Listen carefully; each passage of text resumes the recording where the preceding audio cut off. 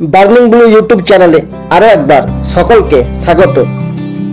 আজ রবিবার, তাই ছুটির দিনের শীতের আমেজকে সঙ্গী করে আজ আমি বেরিয়ে পড়েছি আরো এক ইতিহাসের সন্ধানে। আজ আমার গন্তব্য বার্নপুরের ভোটাবুড়ি মন্দিরের উদ্দেশ্যে।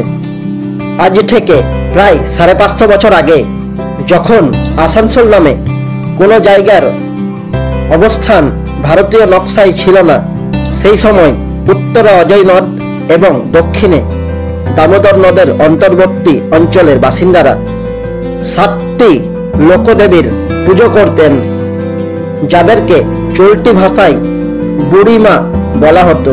তারা হচ্ছেন যথাক্রমে ঘাগরা বুড়ি, বিশ্রাম বুড়ি, সাতাই বুড়ি, নুনি বুড়ি, পানরিয়া বুড়ি, বাগড়া বুড়ি এবং ভূতা বুড়ি।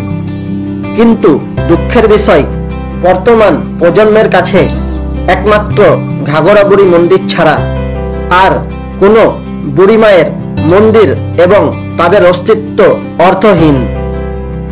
অথচ নুনিয়া বুড়ি মায়ের নাম অনুসারে আমাদের আসানসোল শহরের বুক চিরে প্রবাহিত হয়ে চলেছে নুনিয়া নদী, যার তীরে ঘাগরা বুড়ি মন্দির অবস্থিত। সে যাই হোক, আসুন এবারে মা ভূতা বুড়ির কথাই। প্রবাহমান দামোদর নদের উত্তর উপত্যকায় মা ভূতা বুড়ি মন্দিরের অবস্থান। বার্নপুর রিভার সাইডের বর্তমান নেহেরু পার্ক থেকে দামোদর নদের তীর বরাবর কিছু দূর হেঁটে গেলেই পেয়ে যাবেন ভূতা বুড়ি মন্দির। হিন্দু লোক সংস্কৃতির মতোই এই মন্দিরে গত ভক্তরা মাটির ঘোড়া দিয়ে তাদের মনস্কামনা মাকে জানিয়ে যান। মন্দিরের কোনো ছাদ বা আচ্ছাদন নেই। নির্জন অরণ্য বেষ্টিত স্থানে প্রচারের তোয়াক্কা না করে আজও স্বমহিমায় বিরাজিত হয়ে আছেন মা ভূতা বুড়ি।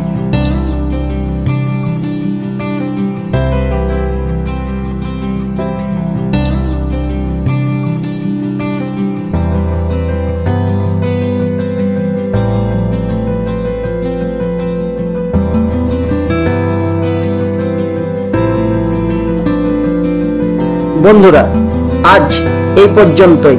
দেখা হচ্ছে পরবর্তী ভিডিওতে। ততদিনের জন্য ভালো থাকবেন, সুস্থ থাকবেন। ভিডিওটা ভালো লাগলে লাইক করুন, চ্যানেলটিকে সাবস্ক্রাইব করুন এবং ভিডিওটিকে আপনাদের বন্ধুদের মধ্যে শেয়ার করে দিন। ভালো থাকবেন। নমস্কার।